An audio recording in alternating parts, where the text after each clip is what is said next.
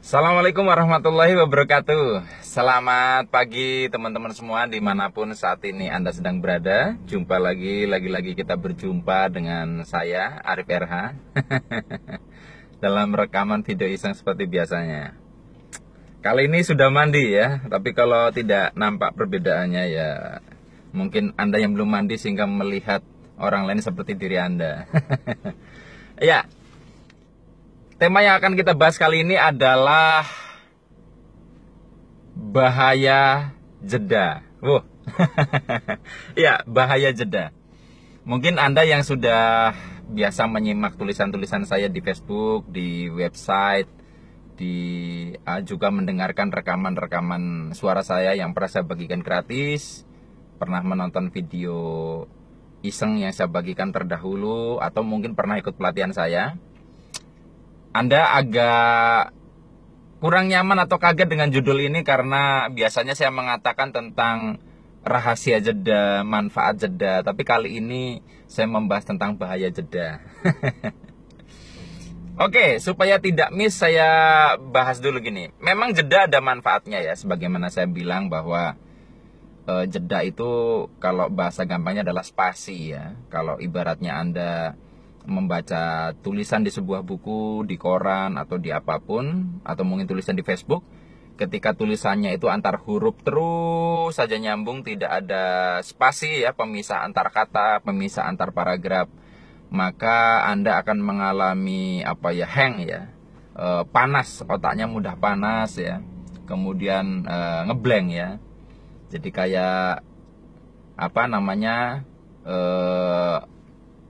misalnya kita berada di satu perumahan itu rapat-rapat semua begitu, itu namanya tanpa jeda gitu. Nah, jadi kenapa sih waktu itu kan saya sampaikan tentang manfaat atau rahasia jeda ya? Karena tanpa jeda maka kita bisa mengalami burnout ya.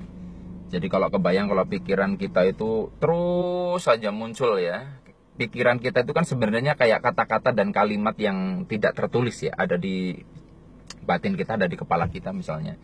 Itu muncul terus ya, dan itu akan membuat kita jadi stres ya, ketegangan luar biasa. Seperti Anda membaca tadi tanpa putus, otomatis napas Anda bisa tersengal-sengal karena tidak ada selesainya. Nah, disitulah dibutuhkan jeda. Jeda itu adalah memberi jarak sejenak ya, supaya kita bisa melakukan recovery gitu. Ya, bentuk-bentuk jeda dalam keseharian ya seperti misalnya kita tidur, itu kan jeda gitu. Nah, tapi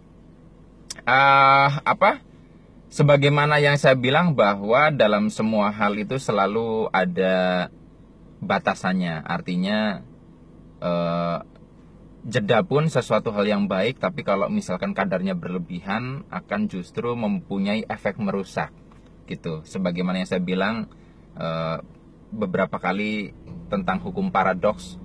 Jadi yin yang itu kan ada hitam, ada putih, tapi di dalam putih itu sendiri ada hitam, di dalam hitam itu sendiri ada putih. Jadi misalkan ini jeda, itu kita katakan baik, itu putih, tapi di tengah-tengahnya ada hitam ketika kadarnya sudah melampaui batasnya. Sebagaimana misalnya Anda menggergaji ke kayu, kemudian karena sudah lama menggergaji kayu, Anda merasa bahwa gergajinya sudah tumpul, Anda memberi jeda sejenak untuk mengikir mata gergajinya supaya tajam, kemudian Anda melanjutkan untuk menggergaji kayunya. Itu baik ya. Jadi Anda memberi jeda supaya Anda lebih produktif. Tetapi apa yang terjadi kalau Anda menjeda terlalu lama ya, Anda mengikir mengasah mata gergajinya terlalu lama, lama-lama mata gergajinya habis malahan.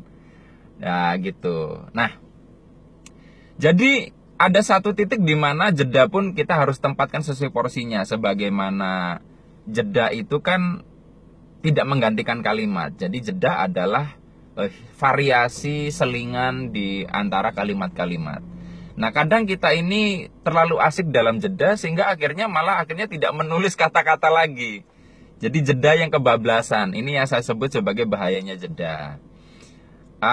Bahaya jeda sebenarnya ada dua aspek. Pertama, ketika kita memberikan jeda terlalu lama, ya. Yang kedua adalah ketika kita memberi jeda kepada waktu yang tidak tepat. Misalnya gini, terlalu lama itu misalnya Anda melakukan sesuatu kemudian istirahat dulu jeda gitu kan. Nah, terus kemudian Anda terlalu lama, akhirnya apa? Anda malas untuk meneruskan pekerjaan Anda. Jadi jeda terlalu lama bisa membuat kita tidak lagi melanjutkan apa yang kita lakukan gitu. Ya, dan misalnya Anda kalau jualan gitu, gua liburan dulu piknik dulu dah gitu. Kalau Anda terlalu lama pikniknya bisa jadi malas untuk jualan loh gitu, contohnya. Tapi kalau Anda jualan terus, ya Anda bisa stres. Nah, itu dia yang saya bilang. Ada manfaatnya, ada bahayanya. Nah, yang kedua adalah kita memberi jeda tidak tepat. Misalnya situasinya ketika Anda mendorong mobil yang sedang mogok ya. Itu Anda lagi mau mulai mendorong kan berat sekali kan. Ketika sudah cukup enteng ya, kemudian jeda dulu deh gitu loh. Apa yang terjadi? Anda harus mulai lagi dari awal. Jadi kita pun kalau memberi jeda di timing yang salah justru malah berdampak buruk. Ya jedanya nanti aja ketika sudah